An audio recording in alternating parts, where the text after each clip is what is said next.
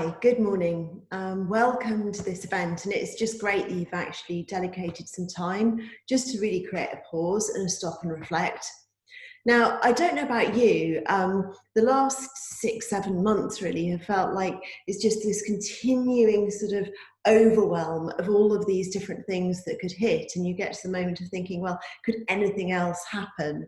And it's worth just taking ourselves back to really the beginning of 2020 and reflecting on just the things that have unfolded and the challenges those present. And as leaders, how we actually navigate those circumstances and make wise choices is where we're going to start in our exploration today. And tomorrow I'll be then taking a little bit deeper in terms of, well, how do we create resilient organizations where actually the whole organization is working together so you don't feel alone as a leader. And whilst I'm not taking questions during the sessions themselves, I'm delighted that on Thursday we've got a Q&A. So do use the chat to put in any questions that sort of occur to you as you're listening. So just in exploring this whole navigation of uncertainty, I've really sort of got this idea of exploring 3 different areas. One, let's just really take stock of the context in which we're operating in. Then to really sort of think about, well, how do we make sense of that so we can make wiser decisions? And then into just some of the practical ways that we might be able to go away and experiment with so that we can actually apply what we've been reflecting on during these few days. So let's just start with that context. Now, it's been said for a long time that we're living in this VUCA world. It's volatile, it's uncertain, it's complex, it's ambiguous. And never more so has that become apparent. You know, as I said at the start, we had at the beginning of 2020, we had the terrible wildfires in Australia, really bringing climate change to the fore. We had some other big natural disasters. We had the B word, which we've all probably forgotten about for a period anyway. And then just as we were reeling on from that, the coronavirus hit, and we went into really challenging circumstances, particularly for anyone working in the not-for-profit or third sectors, where suddenly the demand for our services was massively escalated, whilst we're also then looking at the challenges in terms of our own funding and business models and how do we make that work. And in many ways, you know, we talk now that we've got these different waves hitting us, that we started with the health crisis, moving into the economic crisis, moving into climate change, and all of those having a disproportionate impact on those that least can afford it in society. So really heightening inequality. Certainly the Black Lives Matter protests also really drew that out, that actually we hadn't fundamentally addressed in society some of those systemic inequalities that unless they're addressed, we really won't pass on a world that is better to our children. So with all of that challenge and all of that uncertainty, I think it's really worthwhile us thinking about, well, how do you navigate that? Because a lot of the tools, the ways in which we thought about things that work in more stable times just don't really give us the answers in this type of environment. And I thought it'd be interesting for us to take some inspiration from the Polynesian sailors. And this goes back to them in 1500 BC. And what was interesting about them is that whilst actually as you go through time, a lot of the time sailors are actually sailing where they're anchoring themselves from port to port, always with land in sight, before navigational tools were really available. The Polynesian sailors were actually really at the vanguard of working in a very different way with nature to allow them to explore unknown and uncertain worlds. To put in context, they were setting out to explore the Southern Oceans, 160 million square kilometres of uncharted waters. And how did they do it? Well, I think there are a couple of interesting things that I'll then draw on as to how we can take that inspiration ourselves. First off, they worked on everybody in the village playing their part as to how they were going to do it, rather than just having one person who was making the choices and decisions. And with that, they were able to really think about how they could work with the signals in the environment around them that could actually guide them as to how to navigate through. And so they looked to the stars, they looked to the sun, to the currents, to the wind. And all of those signals gave them really fantastic information as to how they might be able to move forward in a safe fashion. And that was how they were able to extend their reach across all of those amazing islands down there in the southern oceans.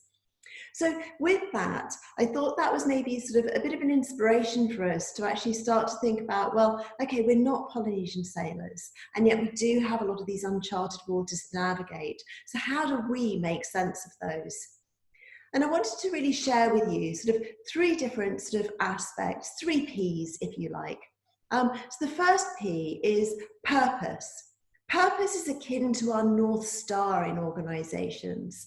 And in many ways, when people from outside the not-for-profit sector are looking in, they say, well, purpose, that's one thing you've absolutely got nailed.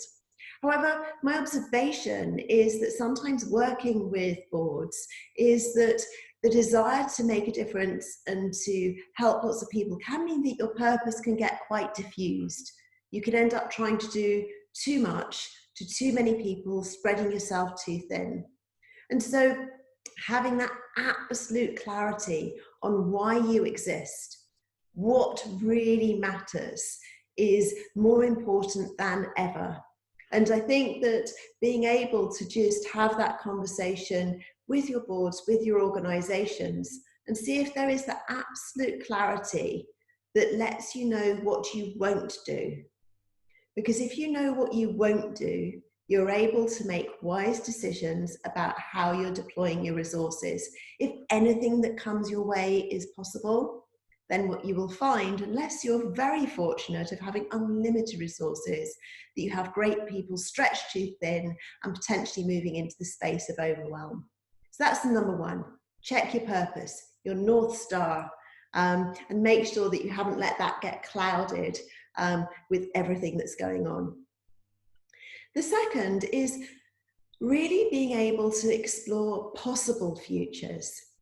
It's really interesting. I see a lot of people doing scenario planning at the moment, but quite a lot of that work is still very much predicting what that future might look like, rather than perhaps setting ourselves up to recognize that we don't know. There are many possible futures that can unfold.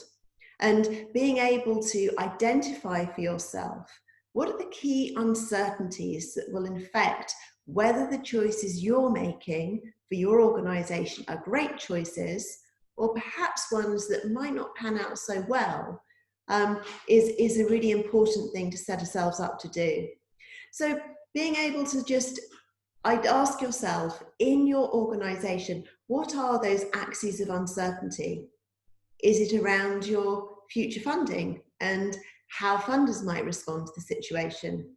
Is it around those that you're serving, how they may choose to respond? You will each have your different ones of going, actually, it's the ones where this could go either way, and if this went a different way, that would fundamentally affect my choices. Now, with those axes, I recommend sticking to 2-dimensional, although you can get 3-dimensional if you want to be fancy. If you stick with the 2-dimensional one, with those axes, what you can do is then create 4 different possibilities of how the future might unfold. Now, you might be wondering, why does that matter? There's a really critical thing in terms of how our brain works and what our brain notices. And what we know is that there are little pockets of the future all around us, if we attune ourselves to actually see them. And this is what great scenario planning equips you to do. So if you imagine your quadrants, and for each one you're able to describe what does the world look, feel and sound like if this is how the future is transpiring. In the process of creating those stories, you are tuning your brain to notice things that otherwise it might not. To put in context, our brains are taking in about 56 million pieces of data every second or so. We filter it. We filter it based on what we think is relevant. That'll be why sometimes you won't have heard what your partner has said, because your brain has decided it's not relevant. it's true, and it can be quite satisfying if you're one of those people that really genuinely does not believe they've heard what their partner said. Knowing that, what we're trying to do is attune our brain to see that, to choose effectively what it's filtering out. And by creating these different possible futures, what you're doing is alerting your brain to signals that the world could be moving in one of those different directions. And that can be very powerful. It's that process of what happens in our brain, which is why if you're thinking about buying a red car, suddenly you're everywhere. If you're expecting a baby, suddenly pregnant women are everywhere. Nothing's actually changed in the environment. It's just your brain has been attuned to notice it. So that's my second P, possible futures, thinking about what they could be. My third P is potential solutions. And this is really being able to explore what are the different things that could make the biggest impact in your organization, depending on those possible futures. Now, one of the things that I think is really important in this is being able to avoid the rush to a solution. People love solutions, and it's very easy for us to fall in love with our own ideas. But I think creating a mechanism to step back and explore options and to really examine what needs to be true for those options to be successful is critically important. And it also leads to really rewarding and engaging input with your board if you're able to structure your engagement with them in this way. I use the metaphor of the story of the mother who has two daughters and they're fighting over one orange. Anyone who's got sisters, you know how sisters can fight. And in this particular scenario, both girls want the orange and they're fighting tooth and nail. The mother can't get oranges from anywhere else. There is just this one orange. So the question always is, what should she do? What should she do? What would you do? Well, the obvious solution, of course, is to slice the orange in half and give one half to each sister. However, if one knows that one sister wanted to make a cake, for which you need the zest, and the other sister wanted to make juice, for which you need the inside of the orange, you quickly realize that with that additional information, you could actually not reduce value for both of them by then rushing to slice it in half, but actually give them both what they need by really understanding what it is they want the orange for. And so I think this is the really critical point, is being able to really be clear in defining an opportunity area to explore then in terms of those potential solutions, the options by which you can achieve that, and to be able to really go through what needs to be true for this to thrive in the context of the scenarios and the stories that you've chosen. So those are tools that I've used to really help make better choices. Clarity and purpose, your North Star, possible futures, attuning your mind to the little signs of the future all around us, and then the potential solutions, being able to make sure we're not rushing to a solution, but creating that richness to really find solutions that will actually add the most value at this point in time. So I also said that I'd leave you with some practical tools to think about that maybe are things that you could actually take and just experiment and try with. And I do hope you'll have the opportunity to maybe share through threads and chats and what have you, the ones that you're using, because I know that these are just ones that I've experimented with, that I found valuable. You will have your own and more. So it'd be great to see some chat on Twitter, etc., of what you've worked with. But I was just going to pick three that I think are really powerful in working with teams and boards right now. The first one is really about focus. And this leads on from the conversation around purpose, but takes it into a very practical level of how do you make sure that your limited resources are focusing on the things that matter most in this point in time. And I think the best metaphor for this is rocks, pebble and sand.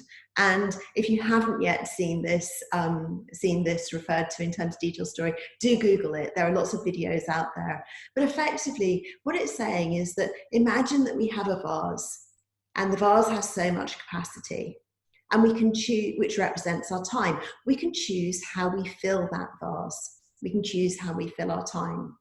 But effectively what it's saying is that if you've got a certain quantity of rocks, which are the really important things that matter most, pebbles, the smaller things that are still important and need to get done, and the sand, which is all of the stuff of emails and everyday life, the order in which you choose to fill that jar will determine whether or not it is possible for you to actually get what most matters done.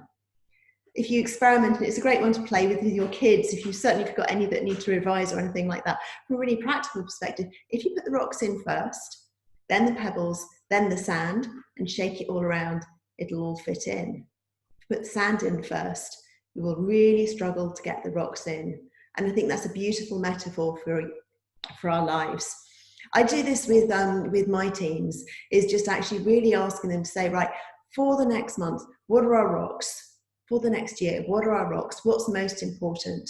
And to be able to do that diary audit of, is that where I'm spending my time? Or am I letting myself get distracted by filling it up with sand that won't move things forward? So focus, rocks, pebble, sand. Second one is really being able to let go. Now, what I mean by this is let go of limiting assumptions. And one of the best people I know at this is a guy called Vineet Nayar. He's based in India. He's one of the great global thinkers, and I've been lucky enough to have a couple of coffees and lunches with him. And he's one of these people who never stops at looking at a small challenge and what you can do. He always says, well, how could I? And do the really big challenge. The 10% incremental is not the space he lives in. It's the 10 times transformational that he lives in. And I share this with you because sometimes we are operating within parameters where sometimes we've built the walls for ourselves that set assumptions around how things have to be done that is within this incremental envelope. And it stops us from reaching out to possibilities that could allow us to move forward, that would just become obvious if we were thinking about how we were going to create 10 times the impact. The example I give from him is he decided that he was going to set up a foundation to address the challenges in India around the fact that there are 144 million children in school across 1 million schools in India. And yet only 25% of them were emerging from school with good numeracy and literacy outcomes. And he recognized that unless they did something about it, what should be their greatest asset could become their greatest liability. How he approached it was saying, well, actually, if I need to serve 144 million children, I need to be able to do something that only costs $1 a day, $1 a year. And in that, it then freed up a way of thinking to be able to do it. And just in case you're wondering if it works, so far they've reached 7 million children and have tripled the outcomes in terms of literacy and numeracy for those children. Now, what it might mean for you is thinking about if you need to transform your computing systems, if you need to really move forward on big projects. It might mean that you start to shift the boundaries as to when is it I, when is it we? How differently would I do this if I was trying to really think with that transformational 10 times mindset? So letting go of limiting assumptions. And the final one is really about the idea of the sprint. There's a brilliant video actually of showing some good runners, but not amazing runners, how by actually doing a relay run in terms of the park run, they were able to actually beat the record of the best runner that's ever done a park run. And that's a really good metaphor for how, if we're able to really sort of focus our energy and efforts, we can take things forward a lot faster. And the sprint idea is about how can we really focus our energy and resources, and rather than trying to spend 6 months doing something where people are spending time side of desk, taking things forward, what would be different if we were able to dedicate 70% of our time in the next 2 weeks with everybody we need just to really try and shift it forwards? Sounds impossible.